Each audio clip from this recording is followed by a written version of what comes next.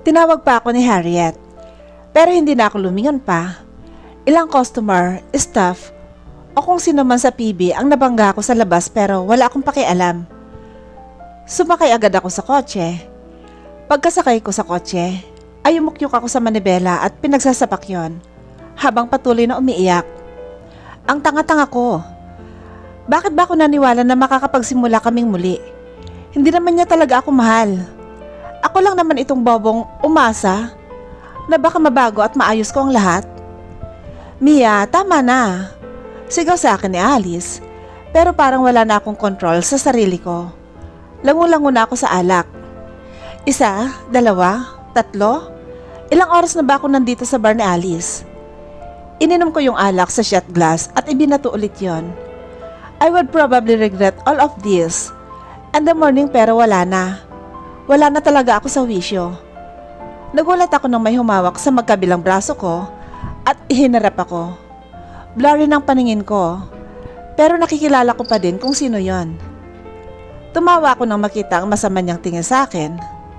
Xavier, my friend, you came. Magili kong bati sa kanya.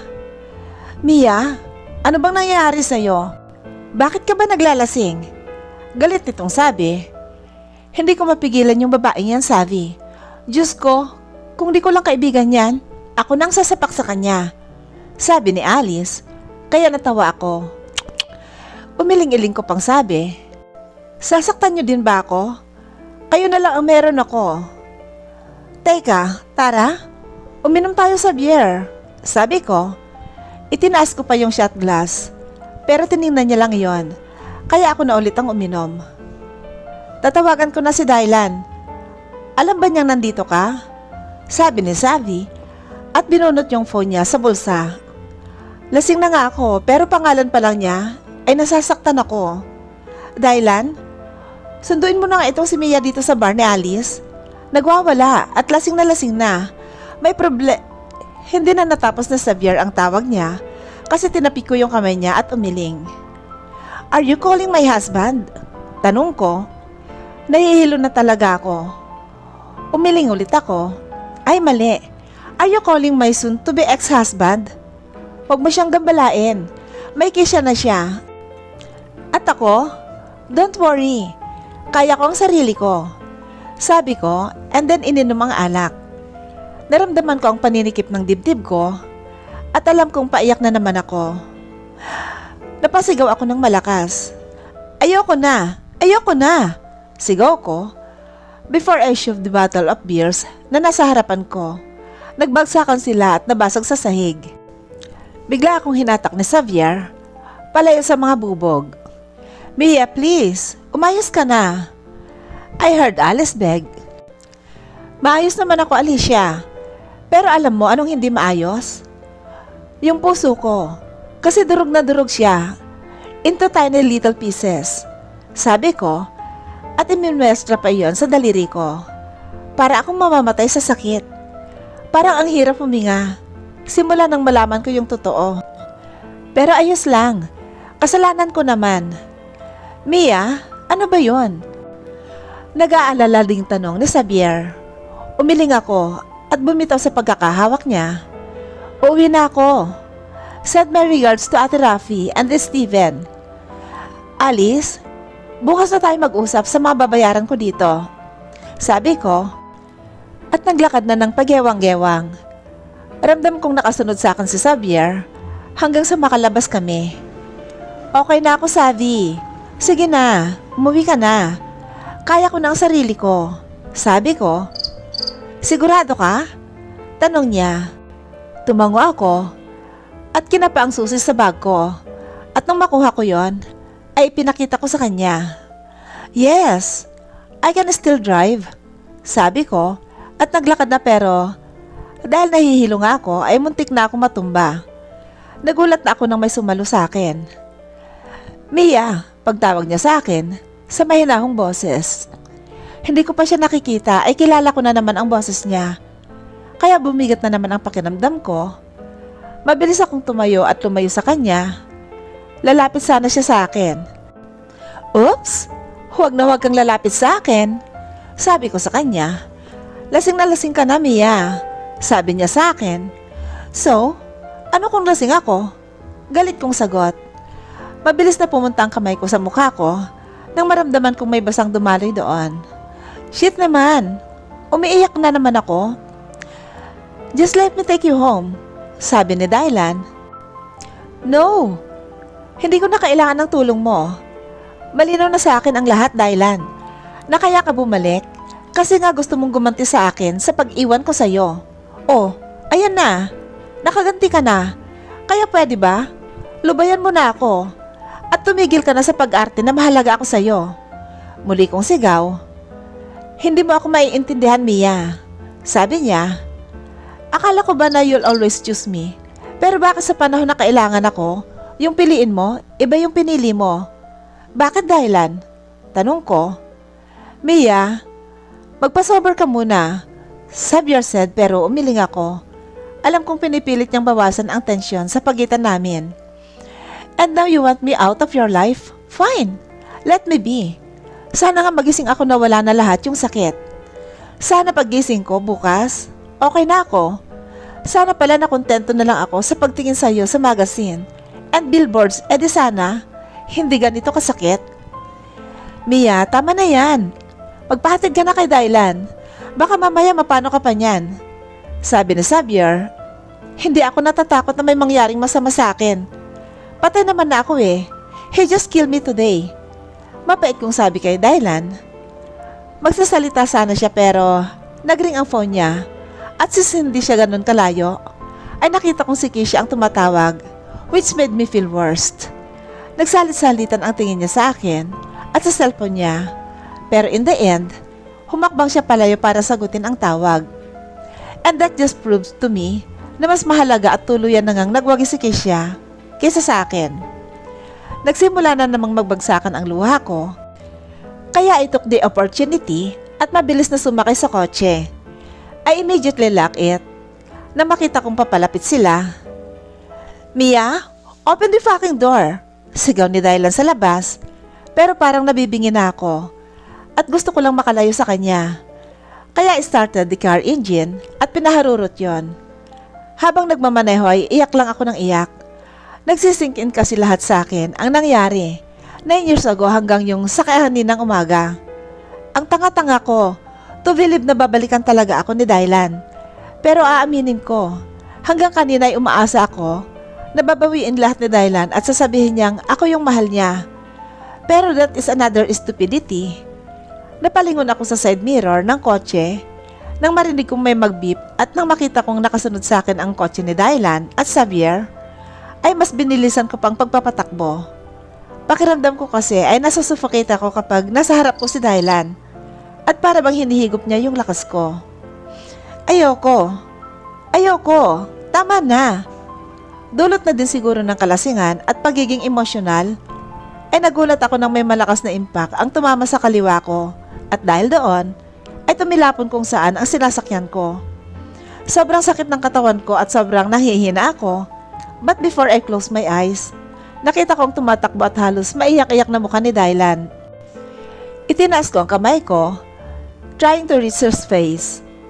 Pero kusang bumagsak yon at tuluyan na akong kinain ng dilim.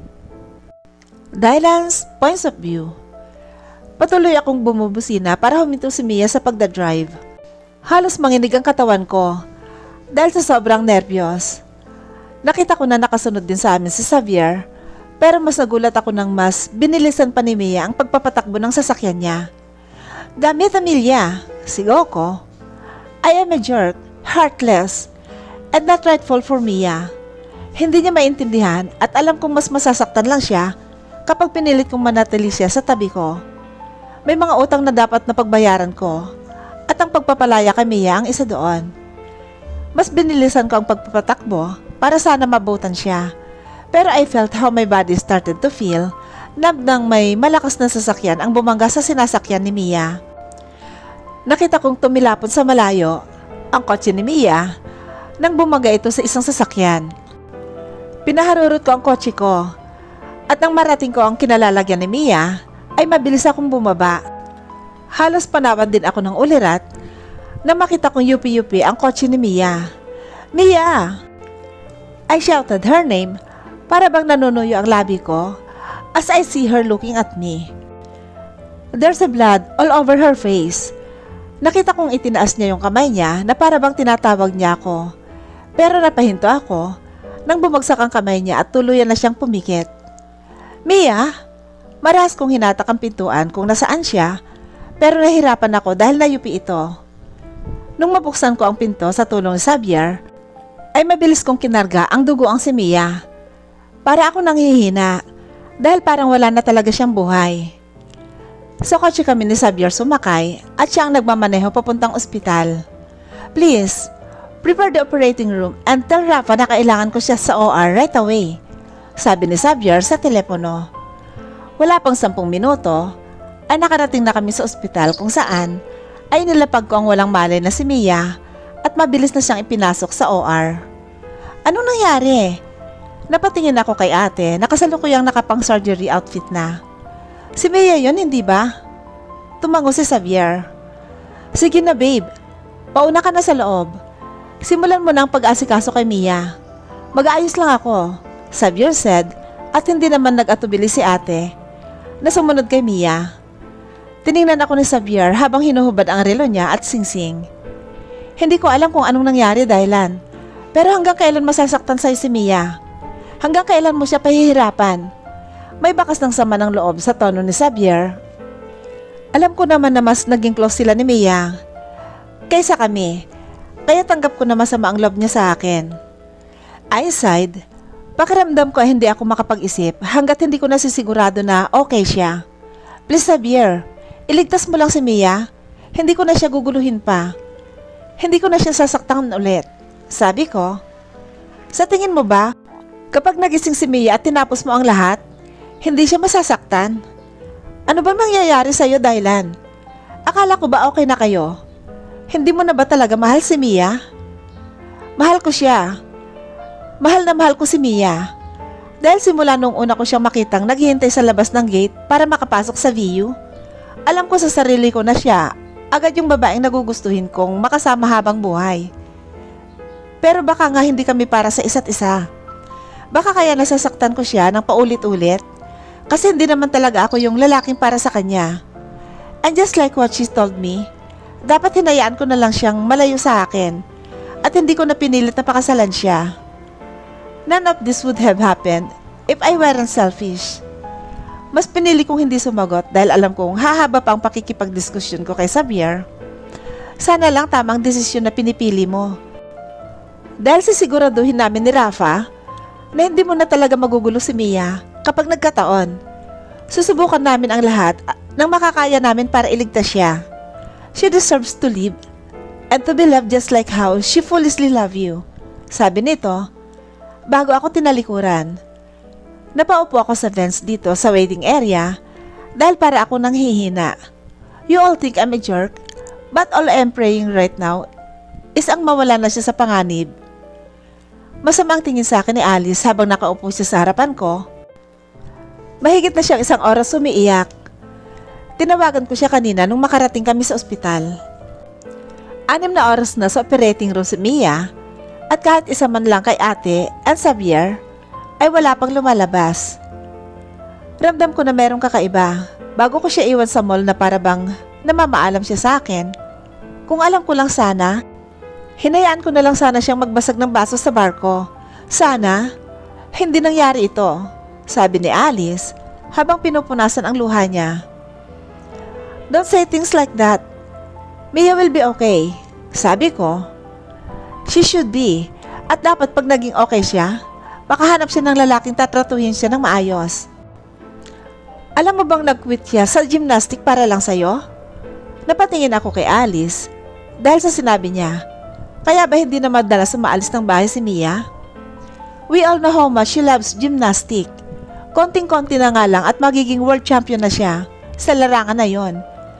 Pero pinili niyang mag-give up. She even said na once she joined the World Cup, ay hindi siya pwedeng magbuntis. She wanted to be the mother of your children, Dylan. Pero dahil gago ka nga, at sobrang gago ka talaga, kaya dapat mawala sa'yo si Mia, she said and stood up. I bit my lip. Wala naman kasing makakaalam. na yun din yung pangarap ko. And just like Alice said, I don't deserve Mia. And itong panghihinayang ko ay dadalhin ko hanggang pagtanda ko. Napatingin ako nang bumukas ang pinto ng OR at lumabas doon si ate. Hinubad niya ang suit niyang cap at mask. Parang nanghihina siyang napaupo kaya kinabahan ako at mabilis na lumapit sa kanya. Ate, what happened? Nag-aalala kong tanong. Pero hindi na ako nagulat nung sampalin niya ako. Sobra ako na-disappoint sa'yo, Casper. Hindi ko alam kung na-impluwensyahan ka ni Mama o desisyon mo talaga ito. But whatever it is, isa itong malaking kahibangan. Galit niyang sabi sa akin. Hinawakan ko ang kamay ni ate. Ate, you have all the time that you need to say all of this.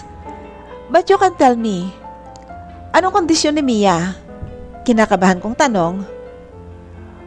We did our best, Casper. Pero matindi ang bleeding sa ulo niya at head trauma. Kailangan i-monitor namin siya for the next 48 hours. Sa ngayon, hindi pa namin masasabi kung tuluyan ng ligtas si Mia. Sa ngayon ay okay na ang vital condition niya. Salamat naman. Mangiyak-iyak na sabi ni Alice.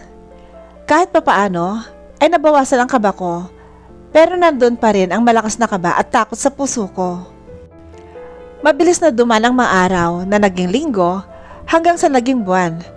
3 buwan ang lumipas pero wala pa rin Miyang gumigising. Her wounds is completely healed pero hindi pa din siya gumigising. Mia is in coma for 3 months at walang nakakapagsabi kung kailan at may pag-asa pa ba siyang gumising. But me, naniniwala ako nagigising siya. Hindi ako mawawalan ng pag-asa. Lagi kong dinadalaw si Mia.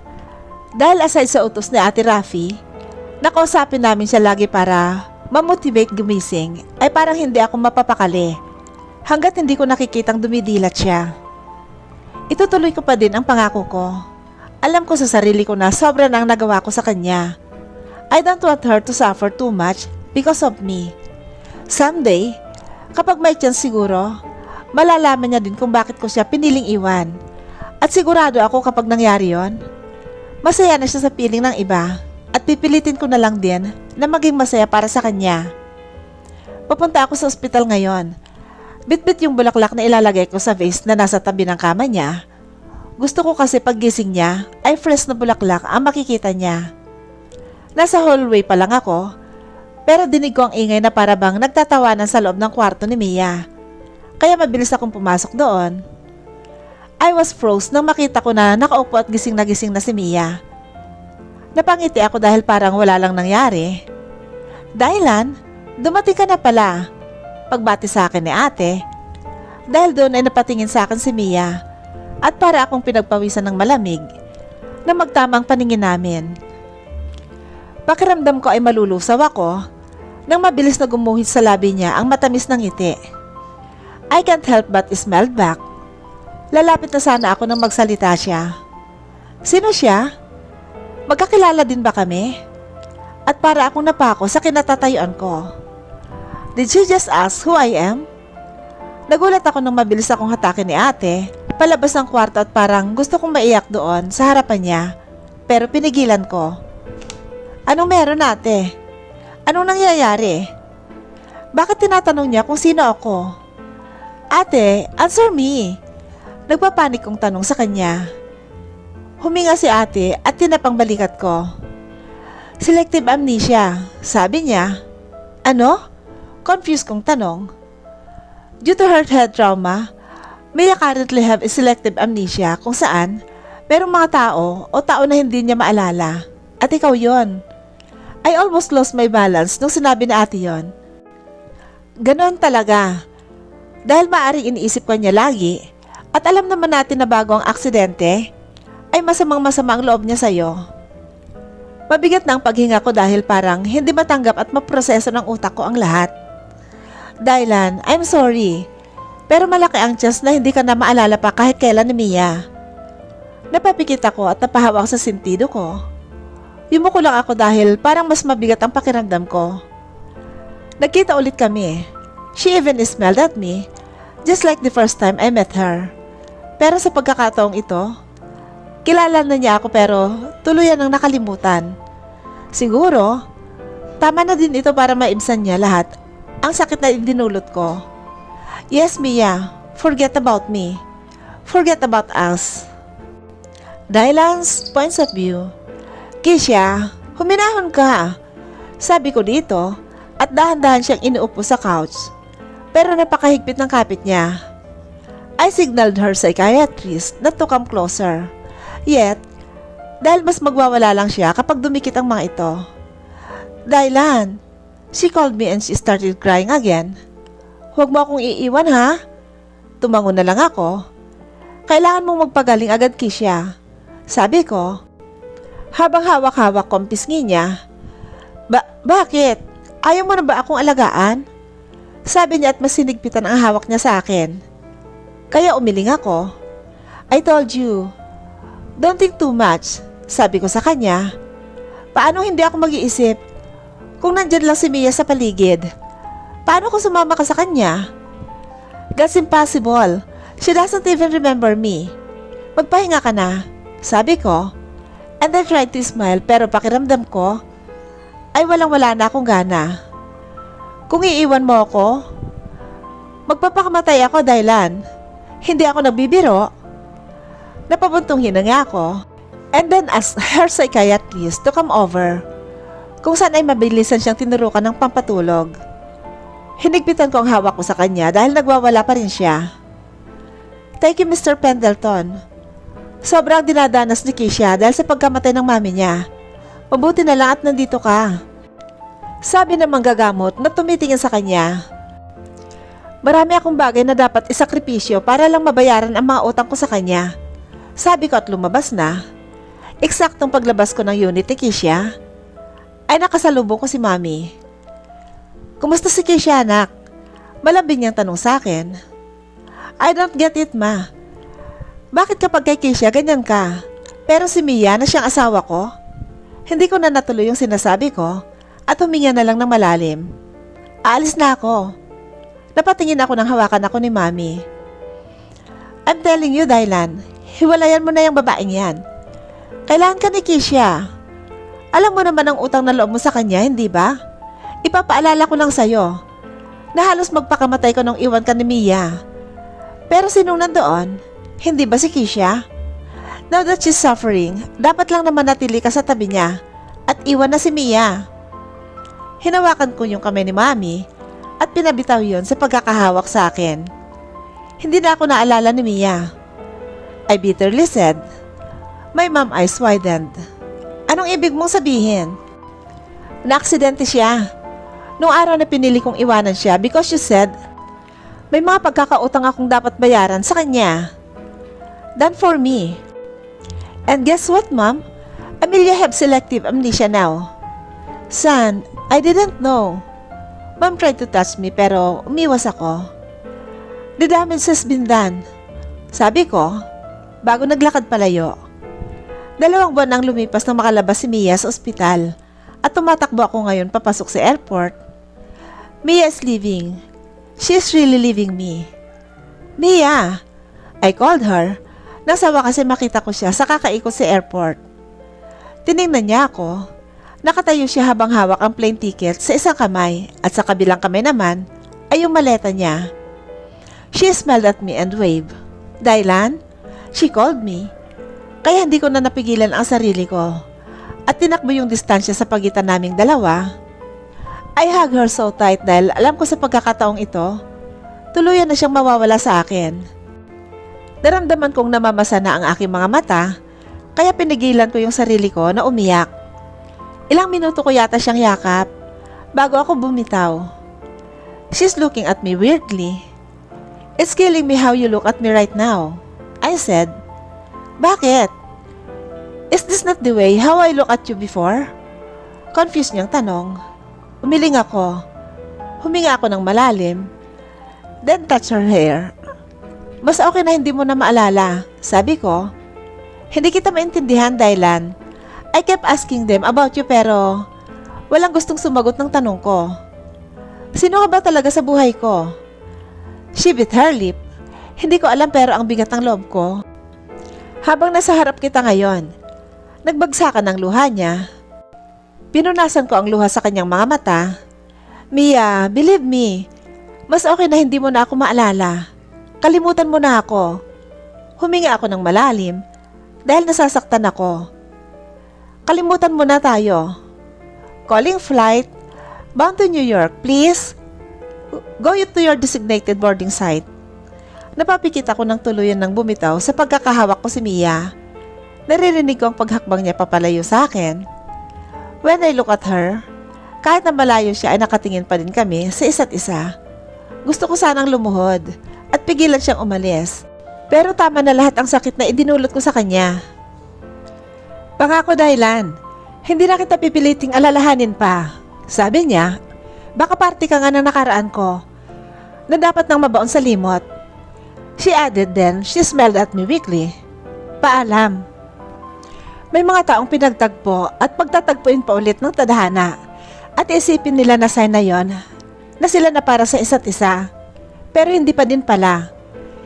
Sinundan ko ng tingin ang lumipad na eroplano kung saan nakasakay si Mia at isang patunay na dito na talaga nagtatapos ang lahat. Mia will always be my life, but I don't deserve to be even part of her life. Amelia's points of view. Marahan kong inangat sa ulo ko ang suot kong sunglasses. I look around and I smiled. It's good to be back here in the Philippines. Isang taon nang mabilis na lumipas at halos hindi ko napansin yon dahil sa sobrang pagka-busy. Nabaling ang atensyon ko sa isang malaking poster. Lumapit ako dito at pakiramdam ko ay may kung anong lungkot ang bumalot sa akin. It's Dylan's picture kung saan minumodelo niya ang airport na to. Isang taon na rin ang lumipas, pero still, mas sumikat pa siya. I smelled bitterly. Totoong hindi ko siya maalala nung pagkagising ko at hanggang makapunta ako ng Amerika. But not anymore. My memories started to come back a few months ago. Lahat ay naalala ko na, pati yung araw na pinili niya yung ibang tao kaysa sa akin. Akala ko dahil nawala siya sa utak ko, ay makakamove on ako ng tuluyan. Pero hindi, even after I lost my memories, alam ko at ramdam ko na may kulang. Nagulat ako nang may biglang humatak ng maleta ko mula sa pagkakahawak ko at nung tiningnan ko kung sino yon, ay nalaki ang mamata ko. Anong ginagawa mo dito? Una ko agad na tanong sa kanya, ngunit sa halip ay nginitian niya lamang ako, kaya lumapit ako at piningot ko siya ng malakas. Aray naman si Lynn, masakit kaya? Sabi niya at nagpout pa kaya natawa ko. Ang cute-cute mo talaga, Seb, sabi ko. Ow, don't call me the name. Sige ka, baka marinig ka ng fangirls ko at magselo sila. Sabi niya kaya natawa talaga ako. But you said I'm cute, edi crush mo na din ako? Umiling-iling ako. Napakakulit talaga nito. Meet Sebastian Kaiser Yu, mas kilala bilang Kaiser. Isang Korean-Filipino, a very well-known singer and model. At kasama ko siya sa banda. Siya ang lead guitarist ng BB. Born Victim, kung saan ako ang lead singer. Our career started to boom, or let's say, our band started to get really popular 6 months ago. Kung saan saang bansa na din ang mga napuntahan namin dahil sa concerts and world tours. Wala pa ako sa BB nung magsimula akong makaalala.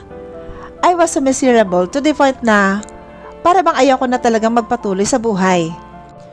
Ang sakit kasi, na alam ko na habang nagdudusa ako sa US, masayang magkasama si Kisha at Dylan. I was about to give up. Pero naisip ko din yung reason why I was sent to US. Xavier and Ate Rafi is the one who asked me to go to New York so that I could start a new life. Hindi daw kasi nila kayang makitang patuloy akong masasaktan ng dahil kay Dylan. Pagdating ko sa US, ay sa mami ni Alice ako tumira dahil US resident ang mami niya. Naisip ko na kapag sumuko ako, masasayang lahat ng sakripisyo nilang tatlo. And then, I just found myself na naglalakad papasok sa audition room kung saan naghahanap ang BB noon ang lead singer. Naalala ko pa nga na parang tadhana na mapasali talaga ako sa banda. Kasi, kaya Born Victim ang pangalan nito Lahat kasi silang tatlo, iniwan, niloko, at sinaktan. Celine, okay ka lang? Tanong sa akin ni Kaiser. I just call him Seb kapag nagkukulitan at inaasar ko siya.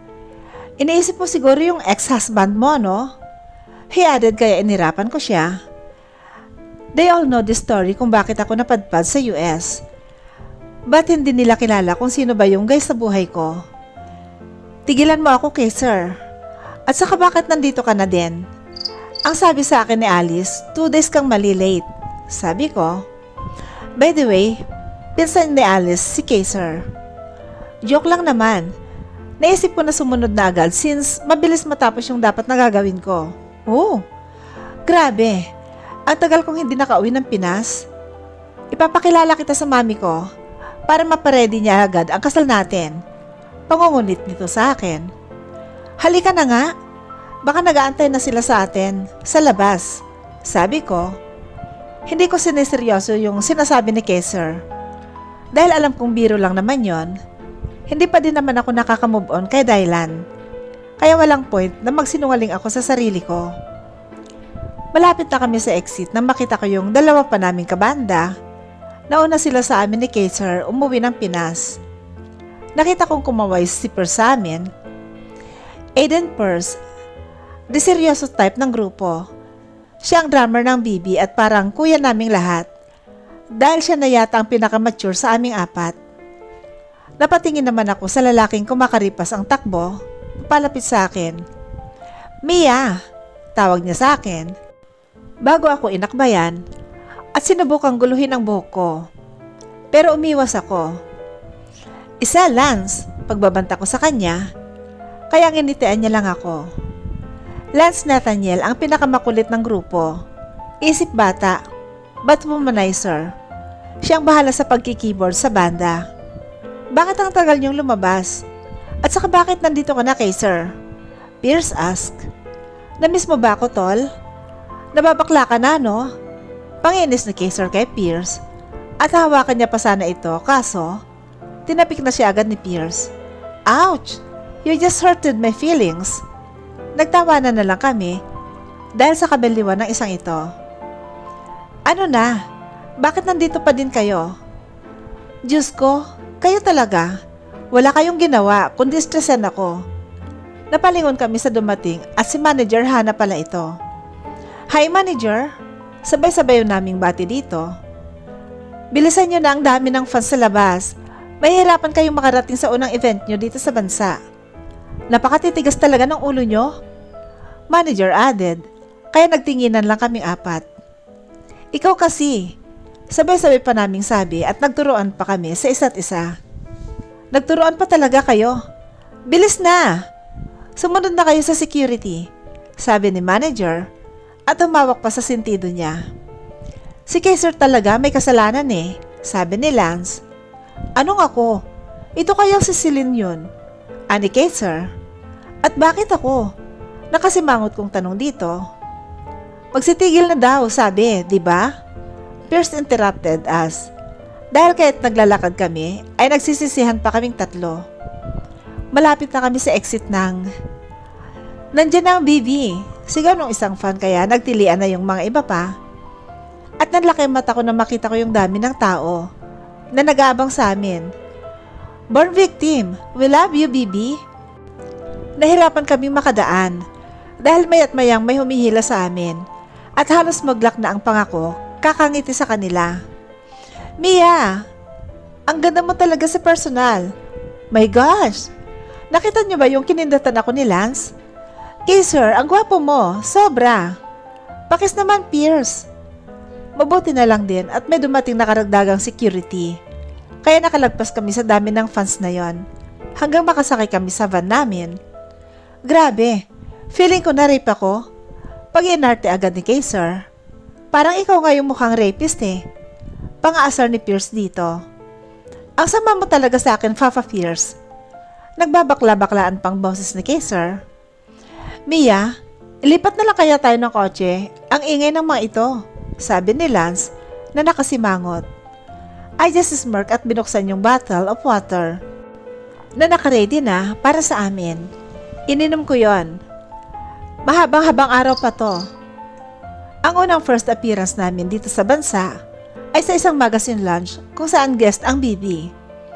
Pagdating namin sa event ay hindi pa ito nagsisimula.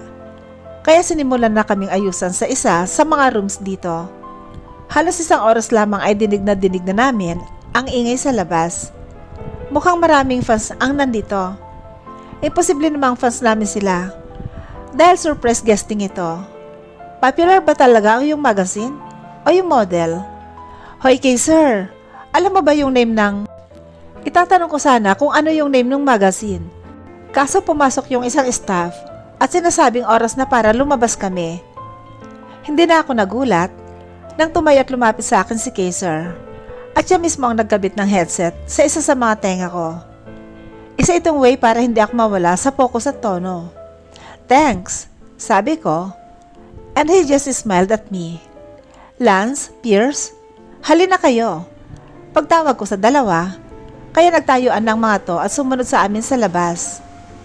Matitinding sigawan ang naririnig namin sa likod pa lang ng stage.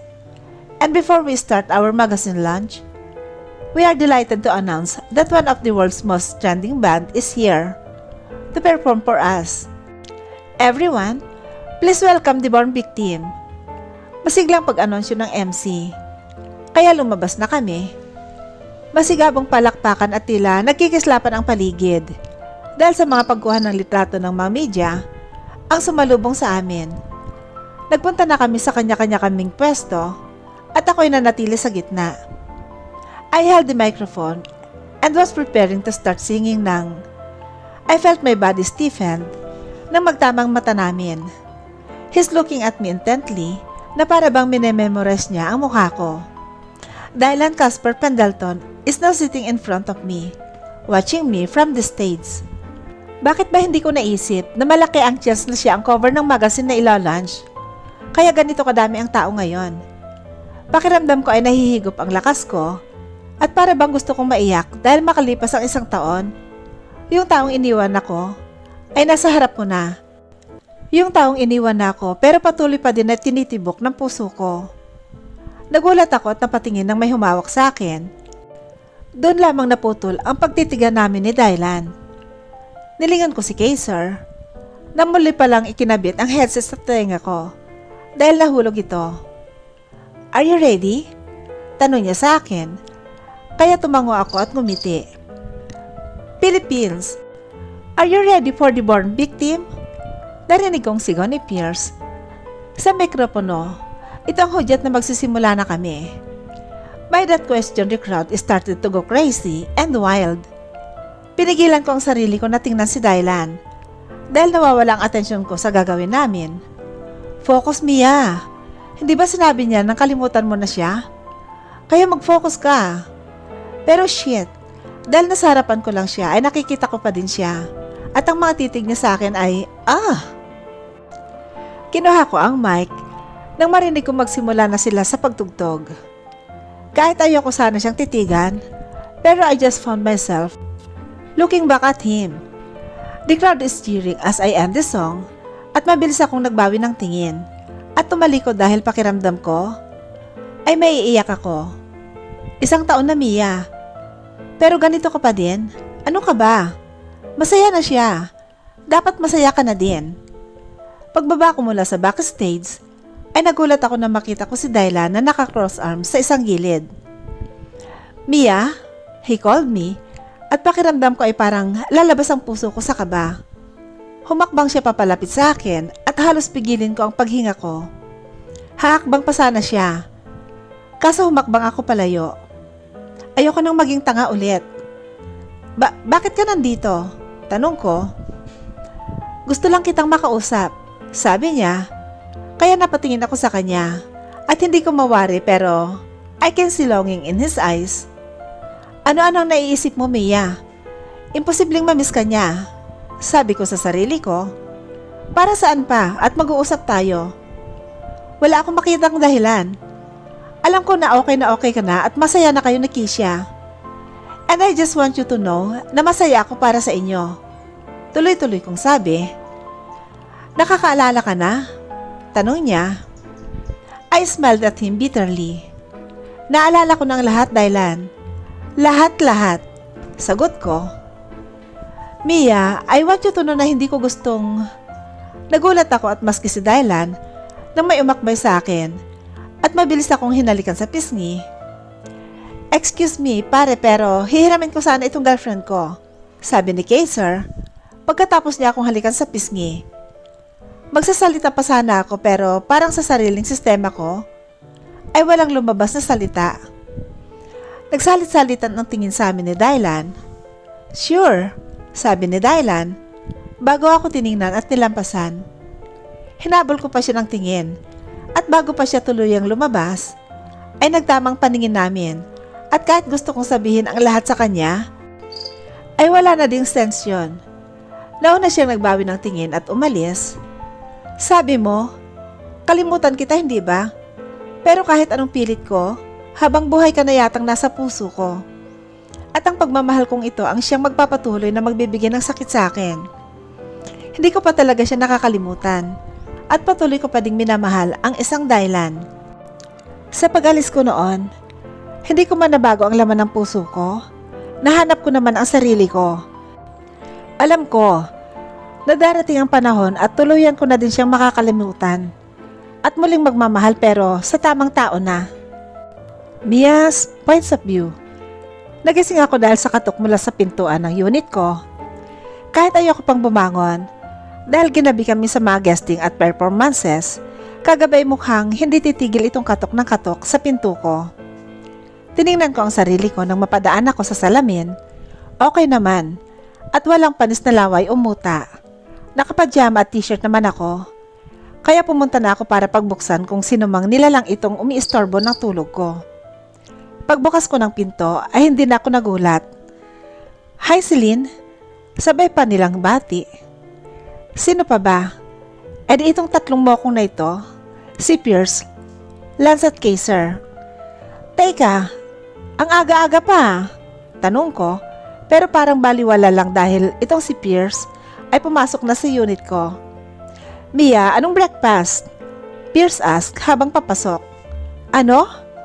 Tanong ko. Grabe Mia, napagod kami kagabi. Ano bang makakain dito? Sabi ni Lance na pumasok din. Nagulat ako nang may mabilis na humalik sa pisngi ko. Who else would it be? Sebastian Kaiser. Sinasabi ko sa'yo, sabi ko habang naka-cross arms sa harapan niya. Hindi naman sa hindi ako sanay sa paghalik niya sa pisngi ko. Lagi niyang ginagawa yon. At sanay naman ako, ang ikinakainis ko lang ay yung ginawa niya sa harapan ni Dylan kung saan tinawag niya akong girlfriend na hindi naman totoo. Why Celine? Nakapout niya pang sabi sa akin na tila nagpapakyut. Isa pa talagang ulitin mo yon? Malalagot ka na talaga sa akin. Pagbabanta ko. Sa nagselos ako eh. Napansin ko kasi yung mga tingin sa'yo nung Dylan na yun. Sabi niya, Hoy Seb, tigilan mo na nga yung pagjo-joke mo. Sabi ko at tinalikuran siya. Pumasok ka na. Magluluto ako ng breakfast. Sabi ko, hindi lahat joke Celine. Narinig kong may sinabi siya.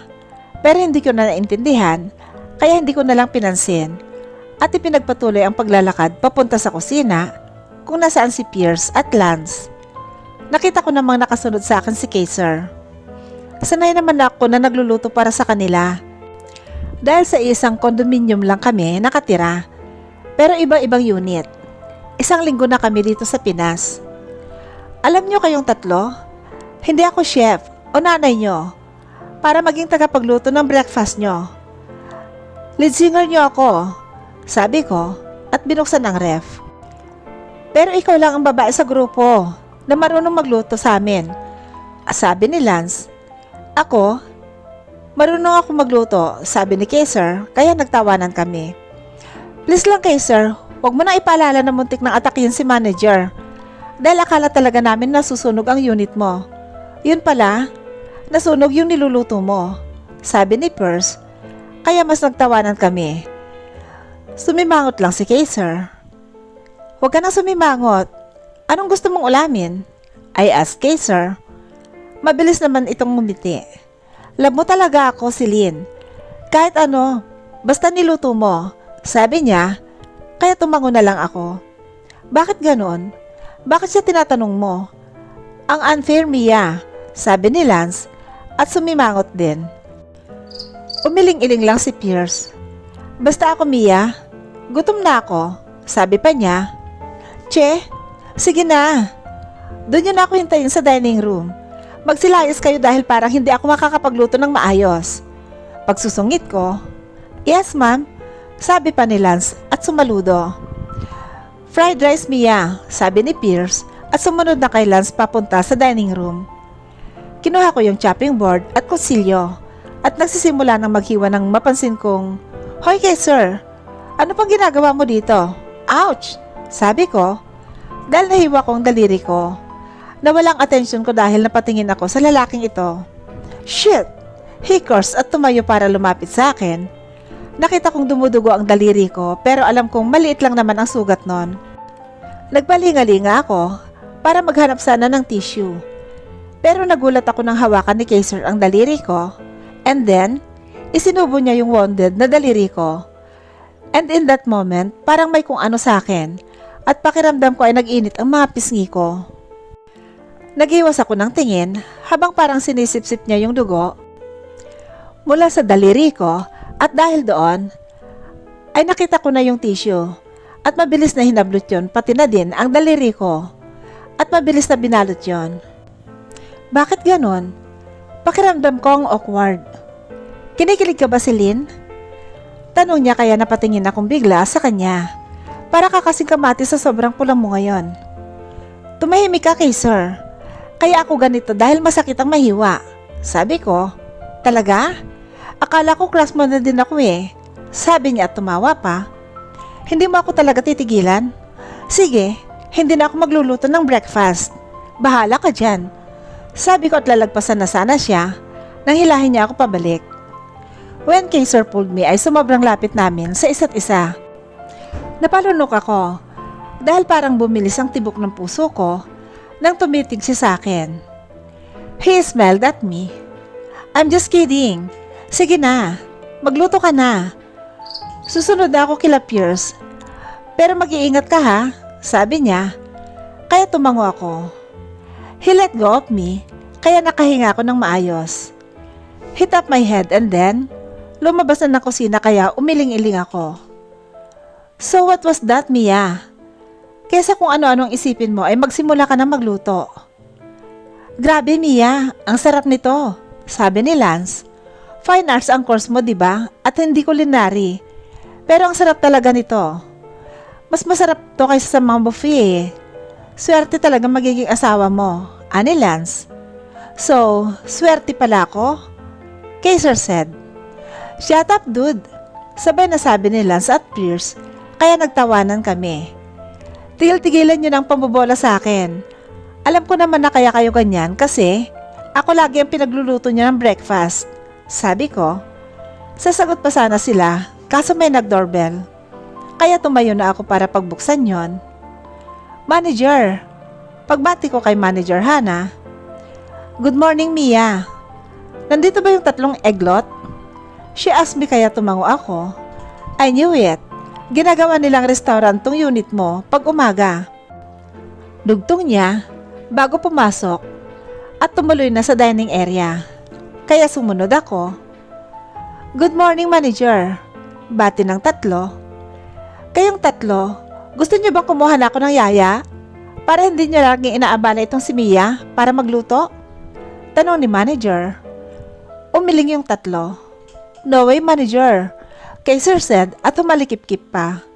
Wag na, Manager, sabi naman ni Pierce. Sayang lang. Luto talaga ni Mia ang gusto namin. Sagot naman ni Lance. Sumimangot si Manager. I know. Inaalala niya lang. Baka napapagod ako. Manager, okay lang. Sanay na ako sa kanila eh. Sa US pa lang naman ginagawa ko na ito. Pero bakit po pala ang aga nyo? Mamaya pang hapon na ang mall show namin. Pag-iiba ko ng usapan. Oo nga pala. May good news ako para sa inyo. Ano yun, Manager? Pumirma ako ng kontrata. Under Dawn Network. Nakangiting sabi sa amin ni manager. At ipinakita ang pinirmahan niyang kontrata. Dawn? Tanong ko at tila kinabahan ako. Dawn Management? As in yung under ng mga Pendleton? Yes. Congratulations guys. Artist na kayo ng Dawn. Ani manager. Medyo literally drop. Isa lang naman ang Dawn sa mga pagmamayari ng mga Pendleton. And who doesn't know na ang namamahala ng Dawn at PB ay walang iba kundi ang great Dylan Casper. Sabi ko na nga ba isa-sign up tayo ni Cos. Nakita niya siguro kung gaano ako kagaling. Sabi ni Lance, ang kapal mo. Ako kayang magaling. Sabad naman ni Kaiser. Wait, what do you mean Cos? Sinong pinsan mo? Tanong ko.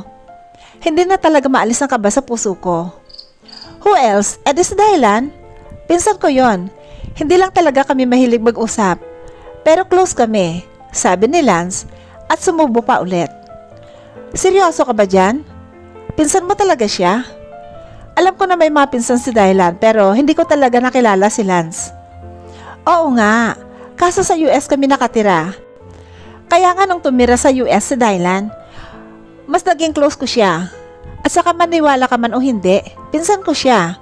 Lance Nathaniel Pendleton Suarez, kaya ang buong pangalan ko, ani Lance. At parang gusto kong himatayin. All along kasama ko pa pala ang pinsan ni Dylan. At buti na lang talaga, hindi ko sinabi ang any information about him. Ang gulo. Bakit nag-sign up kami under Dawn? Hindi ko alam pero parang lumiliit ang mundo sa pagitan namin ni Dylan. Kahit anong iwas namin sa isa't isa, ay tila pilit kaming pinaglalapit ng tadhana. Ano ba talagang ibig sabihin ng lahat ng ito? Amelia's points of view. Manager, ayoko pa talaga, sabi ko habang umiiling-iling pa. Manager Hannah look at me weirdly. Ano bang meron, Mia? Bakit ayaw mong sumama sa akin sa pakikipag-meet sa management ng Dawn? She asked me. Kasi manager, masakit yung ulo ko. Tama. Masakit yung ulo ko. Sabi ko at hinawakan pa yung ulo ko. Kukurutin talaga kita. Hindi ka talaga magaling magsinungaling. Kailangan mong sumama dahil si Kaiser ay pinatawag ng mami niya. Si Pierce naman ay nandoon sa nililigawan niya at itong si Lance, naku talaga, humanda sa akin yung batang yon. Tinakasan ako at malamang nagbar yon. Siguraduhin niya lang na walang makakahuli sa kanyang paparazzi, sabi ni manager. Kaya natawa ako sa kanya dahil alam ko yung hirap niya sa aming apat. Dahil totoo namang napakatitigas ng ulo namin. Manager, sabi ko at nagpout pa just to convince her na ayoko talagang sumama sa meet-up with the management dahil 100% sure na nandun si Dylan. No, Mia, you have to represent the band, sabi sa akin ni manager. Pero look at me, manager, yung suot ko, wala akong baon na damit. Sabi ko pa, nakatube kasi ako ng itim na nakasabit lang sa batok at almost half of my back ay kitang-kita dito. Sanay naman ako kaso bigla akong naging conscious dahil si Dylan yon. Kagagaling lang namin kasing mag-perform sa isang malaking resort na nirentahan ng isang noontime show. So what? Sanay ka naman sa ganyan Tara na, malilate na tayo, sabi niya sa akin. Sabay hatak kaya wala akong nagawa. Habang nakasakay ng van, ay kahit ang init-init sa labas, ay nilalamig ako. Ano na? Wala na agad ako sa sarili ko. Mabilis kaming nakarating sa Dawn dahil 8 PM na din. Bumaba na agad ako ng kotse nang huminto ang sasakyan at pakiramdam ko ay namamanhid pa ako. Miss Amelia, nakatalikod ako kaya mabilis ako napalingon nang may tumawag sa akin. Nagulat ako nang makitang si Victor yon, yung head ng security ni Dylan. Hindi agad ako nakapag-react dahil, excuse me, pero nakaharang ka po sa daan ni Mr. Pendleton. Napataya ako ng tuwid at tumakbang pabalit ng gumilid si Victor at makita ko na sa likod niya si Dylan. Pero hindi niya man lang ako tiningnan at parang hangin lang ako na hindi nag-e-exist sa kanya dahil lumakad lang siya ng diretsyo. Kasunod pa sila Victor At nagtitigan kami saglit ni Manager Grace at nakita kong umismid siya. Feeling beautiful naman yung manager ni Dylan. Natawa ako nang biglang magsalita si Manager Hannah nang makalagpas sila Dylan. Tara na nga at pakiramdam ko ay sumobra na ulit ang kaba ko. Pagpasok ko ng conference room ay tuluyan na akong pinanlamigan.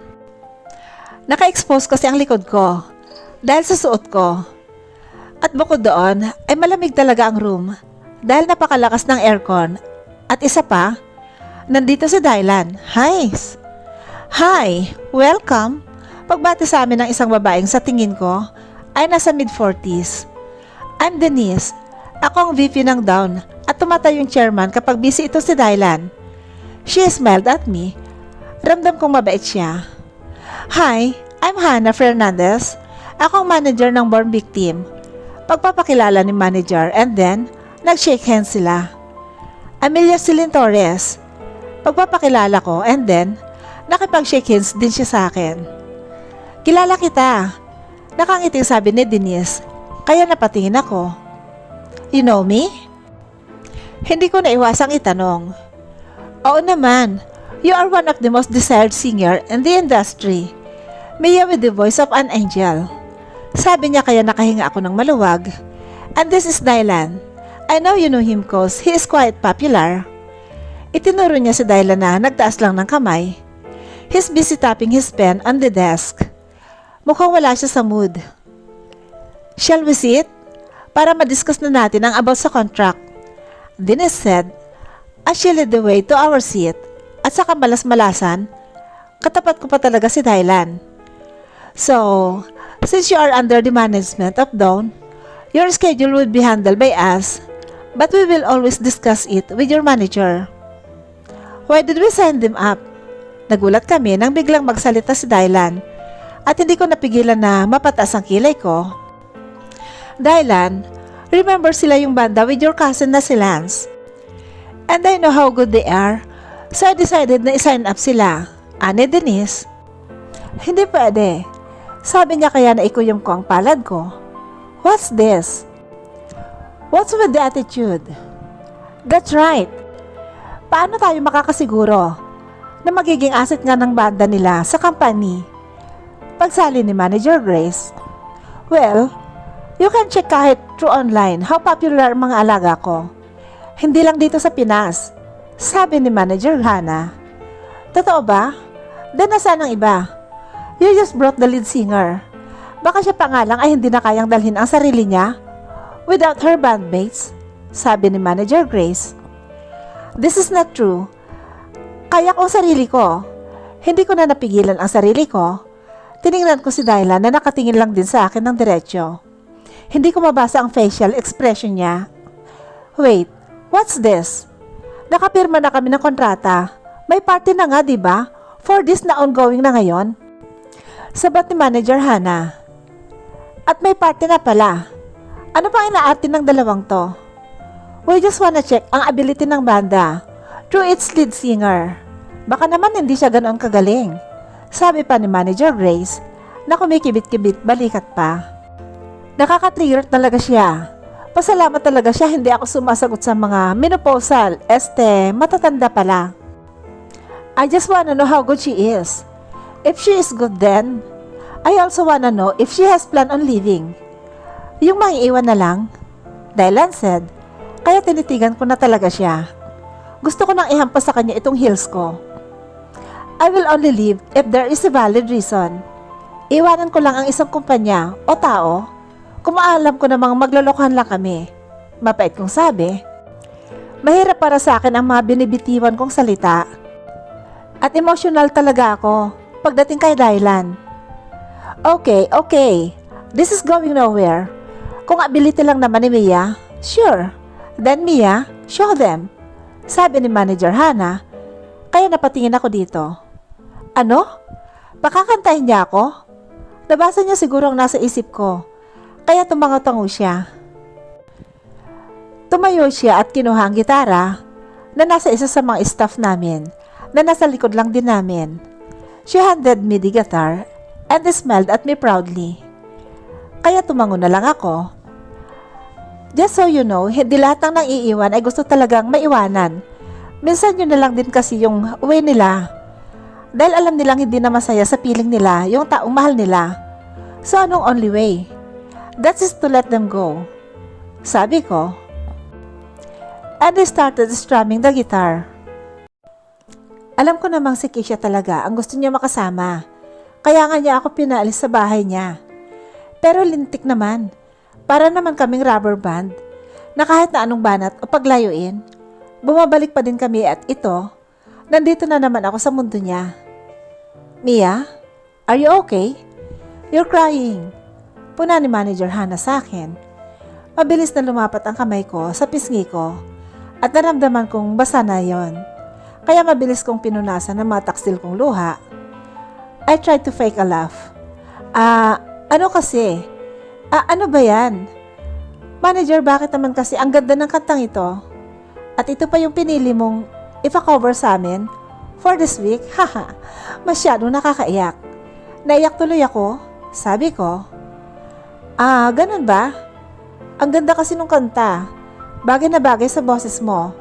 At saka iba yung feels kapag ikaw yung kumakanta. Parang may damdamin talaga. Manager Hannah, tumango-tango na lang ako. Yun na yun. Manager Grace. Yes, he already proved to me her capabilities. Kudos for this, Denise. Mauna na ako. See you.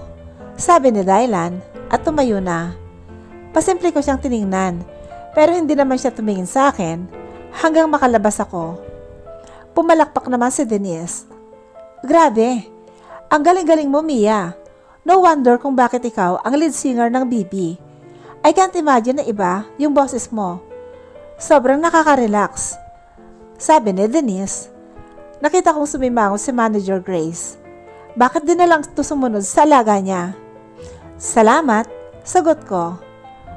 I'm still feeling down dahil habang kinakanta ko yon, ay bumabalik ang lahat sa akin.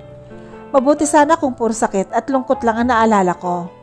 Pero pati yung mga masasaya at yung mga panahong mahal na mahal pa namin ng isa't isa. Excuse me, magre-restroom lang ako. Paalam ko. Sige, bilisan mo lang kasi kailangan na nating sumunod din sa party. I heard nandoon na si Lance. Not sure kung makakasunod si Kaiser at Pierce. Sabi ni Manager.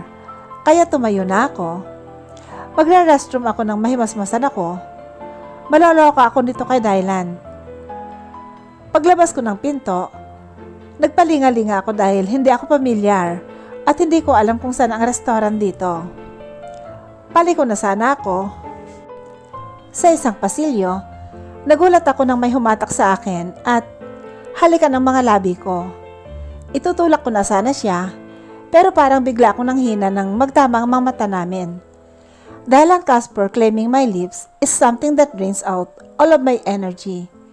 Ilang segundong magkadikit ang labi namin at nung binitawan niya yun ay gulat na gulat akong tumingin sa kanya.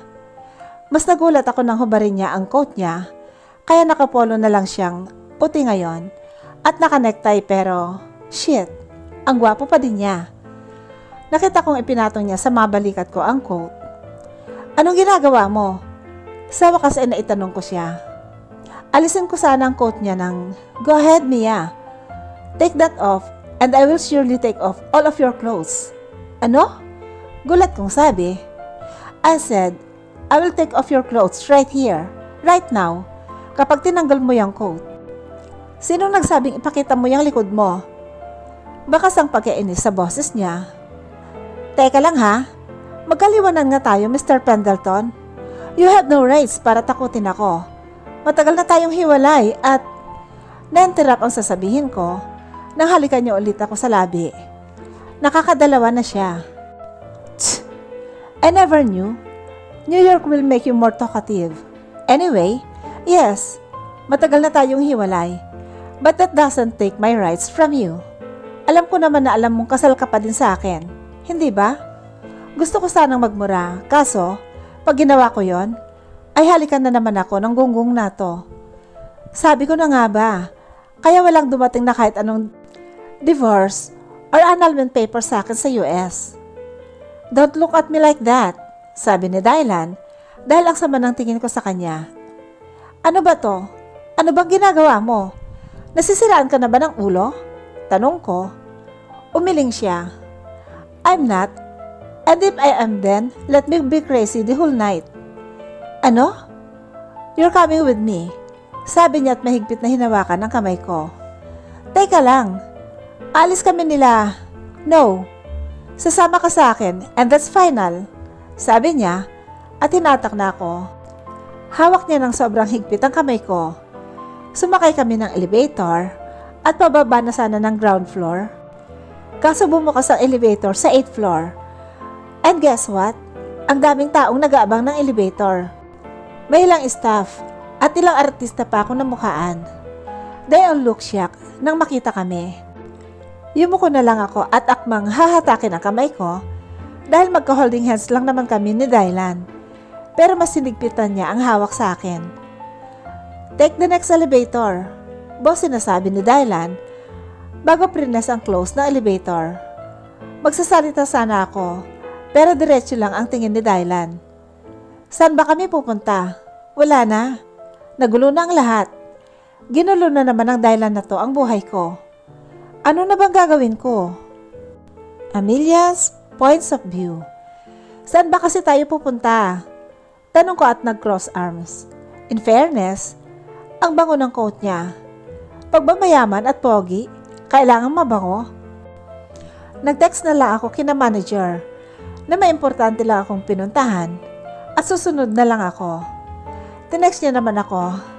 Sa bar ni Alice niya na lang pinaset ang party dahil mas komportable kami doon.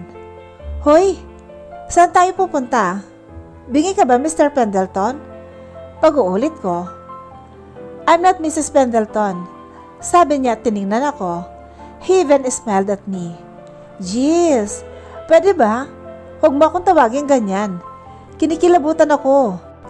Sabi ko at umakto pang nanginginig. But it suits you the best. Sagot niya. Wow, talaga lang ha? Bagay pala sa akin. Bakit mo ako pinagpalit? Cold kong sabi sa kanya. Nakita kong paghigpit ng hawak niya sa manibela. Huwag mong sabihin, naasawa mo pa rin ako. Habang busy ka kay Keisha, hindi mo ako laruan, Dylan. Sabi ko, huminto sa sakyan at tinignan niya ako. Mia, he called me. Stop calling my name. Alam ko na yan since nagkautak ako. Sabi ko, masama kasi talagang loob ko. Wala kasi kaming naging closure kung bakit ako yung iniwan niya at pinili niya ang Keisha na yon. I don't know if I can explain this sa paraan na maintindihan mo.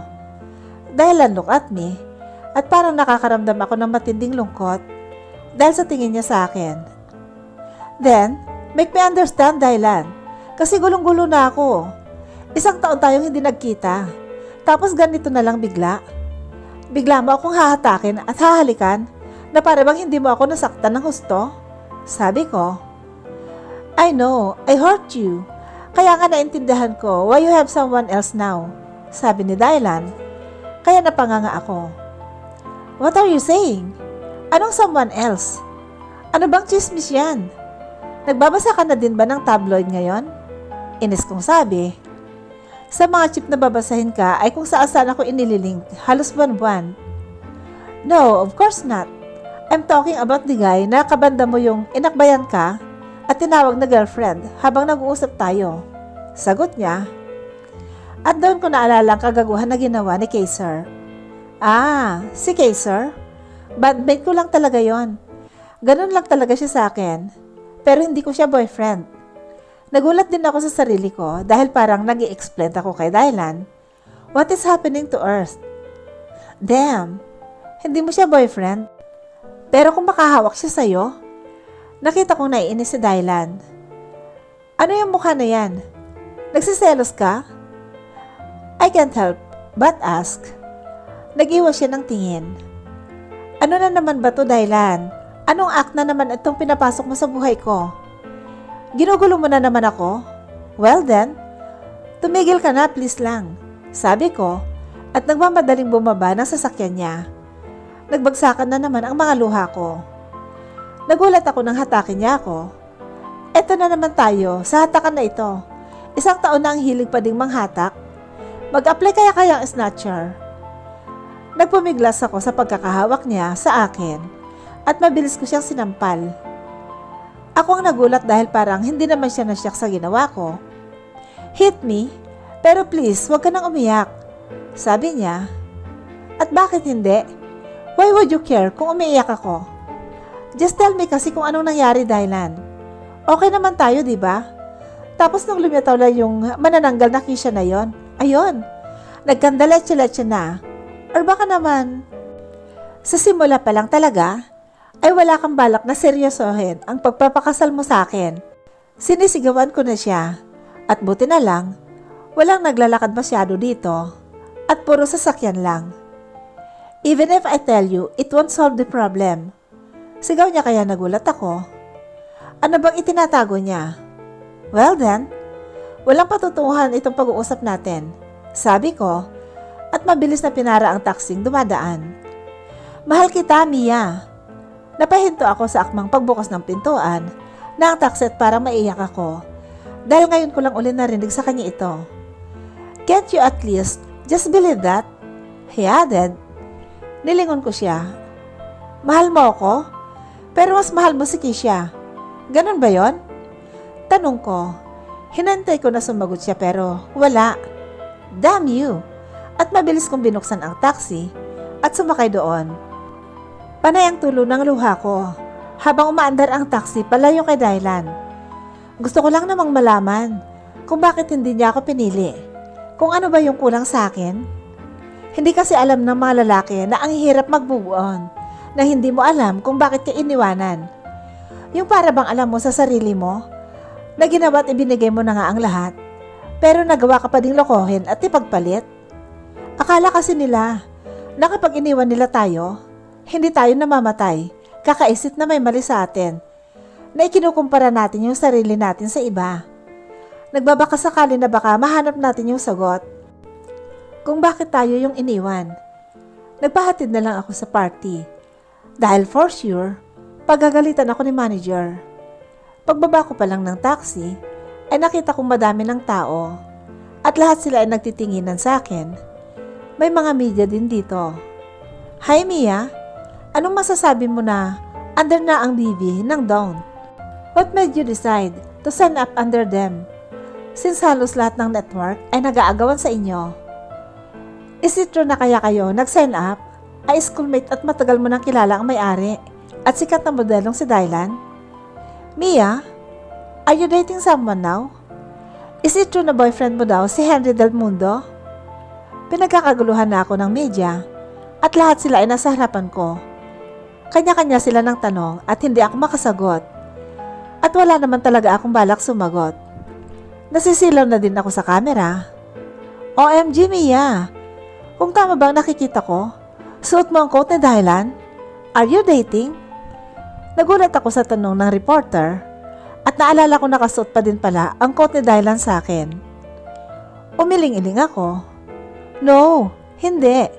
Baka magkamukha lang, sabi ko. Imposible. This is the limited edition coat na sinuot niya sa isa sa mga magazine kung saan siya ang cover, sabi nito. Wala na, shit na. Sa dami na ng coat ni Dylan, bakit ito pang pinasuot niya sa akin? As I've told you, magkamukha lang talaga. Sabi ko, I tried to sound fierce dahil alam kong hindi nila ako tatantanan. So, you're saying na wala kayong relasyon ni Dylan? Tanong pa ulit nito. Tila na umid ang dila ko. Ang dali lang ng sagot. Wala naman talaga. Ipinagpalit nga ako, di ba? I sound so bitter. Wala, sabi ko. Tama. We heard he's dating ang sikat na fashion designer na si Kisha. Sabi pa nung isang reporter, kaya kahit gusto kong mag-roll eyes, ay pinigilan ko ang sarili ko. This is my coat. Ano bang problema nyo? Nagulat ako nang marinig ng magsalita. Lahat ng reporter ay naglingunan, kung saan nakatayo ng parenthesis kay Sir, habang nakasuksok ang kamay sa bulsa. Why are you making a big deal sa coat ko na kamukha nga ng kay Dylan? Huwag niyo nang pagurin ang vocalist namin. She's sure to enjoy. Dagdag niya pa, bago lumapit sa akin.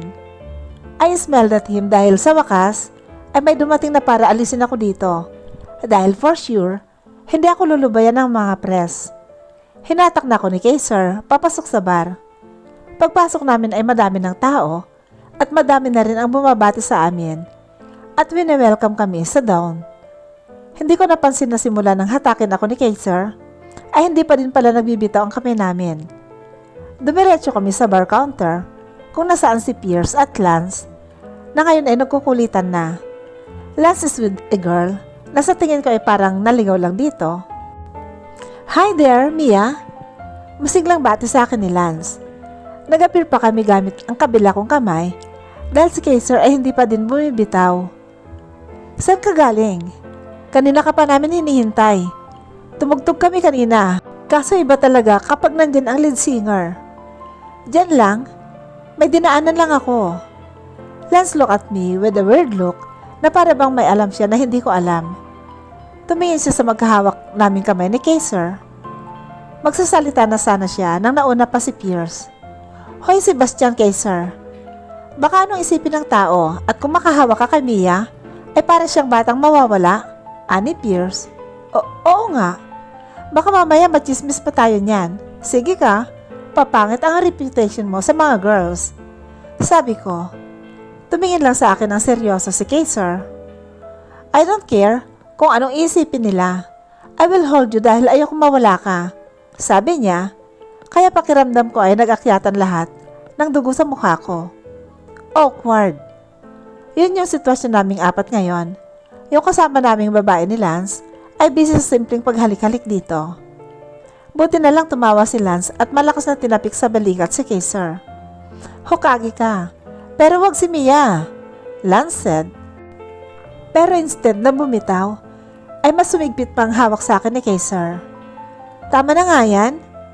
Let's just drink. Anong sa'yo, Mia? Pierce asked. Kaya kahit wala naman talaga akong balak uminom, ay napainom ako. Isang oras pa lang ata akong umiinom, ay parang tinatamaan na ako ng alak. Ang last na inom ko pa kasi, ay bago ako maaksidente. Kaya parang hindi nasanay ang katawan ko. Umakyat si Lance at Pierce sa rooftop para magyose at ako ay nandito pa din at umiinom. Kaiser is beside me. Parang may gusto siyang sabihin, pero hindi niya masimulan. Celine, kaninong coat yan? At ayun na tinanong niya na nga ako. Iinom sana ako at magpipretend na hindi ko siya narinig. Kaso inagaw niya yung shot glass sa akin. Ano ba, Sev? Sigaw ko. Akin na yan. Tama na. Lasing ka na. Kaiser said. I'm just asking kung sino ang nagbigay sa'yo niyan. Fan ba? Or tama ba ang mga reporter na kay dahilan yan? Pinapormahan ka ba nun? Tanong niya. Nahihilo ako pero alam ko yung tinatanong niya. At kinakabahan ako. Mia, mag-isip ka. Sabi ko sa sarili ko. Nasusuka ako. Nahihilo ako. Magkasunod kong sabi. Tatakbo na sana ako but since hawak niya ang kamay ko, ay napahinto ako.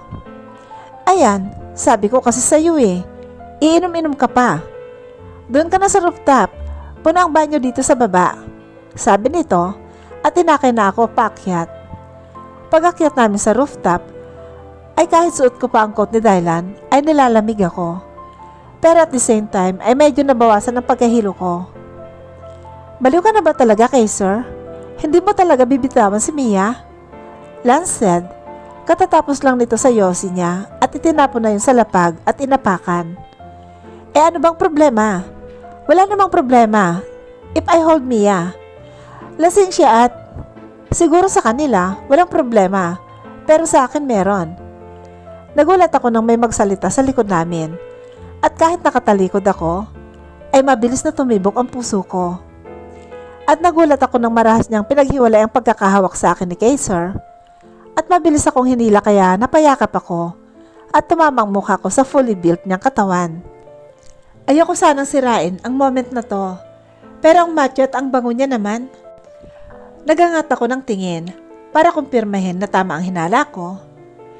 Dylan, I called him, pero hindi niya ako tiningnan. Nagtitigan lang sila ni Kaiser na parang anytime may lalabas na laser sa mga mata nila. Akmang lalapit si Kaiser para siguro hatakin ako, pero mabilis akong hinawakan ni Dylan at inilagay sa likod niya. Bitiwan mo si Celine.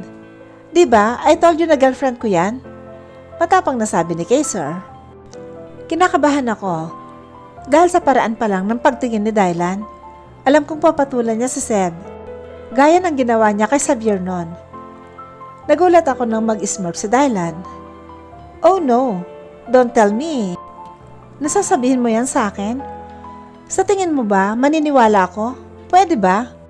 Have some decency and back off from my wife. What?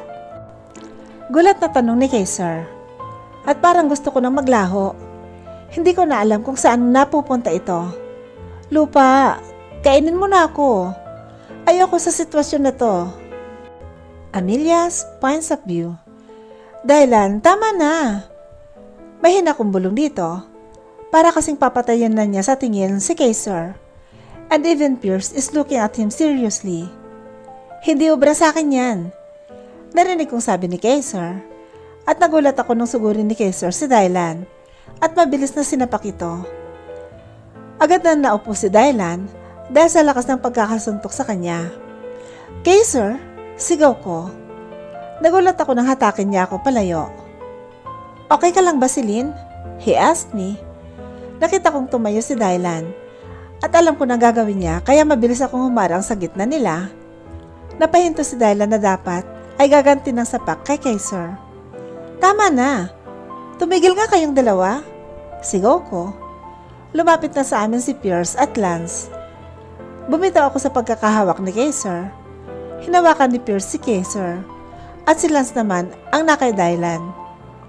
What is he saying, Mia? Asawa ka ba talaga niya? Pierce asked me. Sasagot na sana ako, kaso narinig kong may binubulong si Lance kay Dylan. Gas naman, bakit ka nagpasapak? Tayong mga pogi hindi dapat nagpapasapak, sabi ni Lance. Hoy Lance Nathaniel, naririnig kita kung ano-anong sinasabi mo, sabi ko. Napatingin ako kay Dylan. Putok ang labi niya at sumasakit na din ang ulo ko. Bukod sa may tama na ako ng alak, ang sakit pa sa ulo ni Seb at Dylan. Sumasakit talagang ulo ko. Sorry na Mia, ani Lance. Halika na Sinin, uuwi na kita, sabi ni Kaiser. At hawakan na dapat niya ako, kaso hinawakan siya ni Pierce. Huwag ka munang makulit Kaiser, sabi nito. Pwede ba? Tigil-tigilan mo ang katatawag ng Celine sa asawa ko. Nakakairita na, sabi ni Dylan, kaya sinamaan ko siya ng tingin. Hindi mo siya asawa, huwag kang feeling. Sumenyas ako na tumigil na siya, dahil baka magkainitan na naman sila. Huminga ako ng malalim. Tama na Seb, nagsasabi siya ng totoo. Siya yung asawa ko. Kasal pa din kami ni Dylan, I said in defeat. Dahil hindi sila titigil pareho. Holy macaroni. Alam ko na sikreto ko nagpakasal. Pero si Mia talaga, Lance said. Kaya sinamaan ko din siya ng tingin. I look at Kaiser. Marahas siyang pumiglas kay Pierce. Akmang lalapitan niya ako kaso, hinilan na ako ni Dylan. Pinigilan naman ni Lance si Kaiser na humabol sa amin. At kahit ayoko, ay sumama na ako kay Dylan. Dahil iba din kasi ang aura ng isang ito. Mukhang nagalit talaga siya sa ginawa ni Seb. Mabuti na lang at sa basement siya ng bar ni Alice nagpark at hindi na namin kailangang dumaan pa sa mga paparazzi. Sakay. Seryoso niyang sabi nang pagbuksan niya ako ng pinto sa shotgun seat. At wala naman akong nagawa dahil sumasakit na nga ang ulo ko. Mabilis na pinaandar ni Dylan ang sasakyan nang makasakay na din siya. Hindi dito ang daan sa unit ko. Seryoso kong sabi. Nang lumampas kami sa dapat na daan, papunta sa unit ko. Pero kahit nagtataray na ako, ay parang baliwala lang sa kanya. Saan mo ba ako dadalhin? At saka ano ba yung pinagsasabi mo kanina? Bakit kailan mo pang sabihin sa mga kabanda ko na asawa mo pa din ako? Bakit? Naiinis ka dahil nalaman nung Kaiser na yon, yung totoo? Ayaw mo bang malaman niya? Bahagyang tumaas ang boses niya, kaya kinabahan ako. Mas lalo ako nagulat nang maging pamilyar ang daan na tinatahak namin. Ganito sa bahay namin. Hindi sa bahay namin ni Dylan, as in yung bahay kung saan ako lumaki. Yung bahay na naging dahilan kung bakit ako nagpakasal kay Dylan. At tama nga ako, dahil huminto kami sa tapat nun. Ngayon lang ako nakabalik ulit dito. Dahil akala ko, ay ibinenta na niya ito dahil umalis nga ako. Pero mukhang hindi. Mukhang pinaayos ang bahay. At ang ganda-ganda na nito kumpara sa itsura noon. Bumaba si Dylan at umikot at pagbuksan ako. Hinila na naman niya ako palabas. Kaya pumipiglas ako pero parang wala lang dahil ang dali-dali niya lang ako nahahatak. Isa ba siya sa mga snatcher sa Isetan, sa rekto? Dumagdag pa sa kaba ko dahil papalapit na kami sa bahay at hila-hila niya pa din ako. Halos panlambutan ako ng katawan nang makapasok na kami sa loob. Ibang-iba ng itsura nito at sobrang ganda na.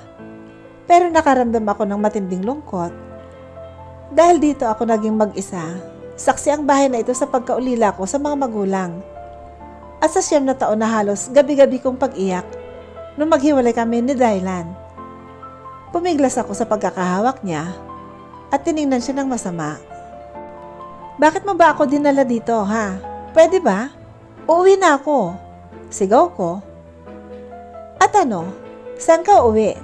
Sa Quezon na yon? Are you living together? Tanong niya sa akin. Nakakatakot yung itsura ni Dylan. Ano bang pakialam mo? Matagal na tayong tapos. At ano bang maging desisyon ko whether I am living or not with Kaiser? Ay wala ka ng pake. At labas ka na doon. Tapos na tayo, Dylan. Sigaw ko sa kanya.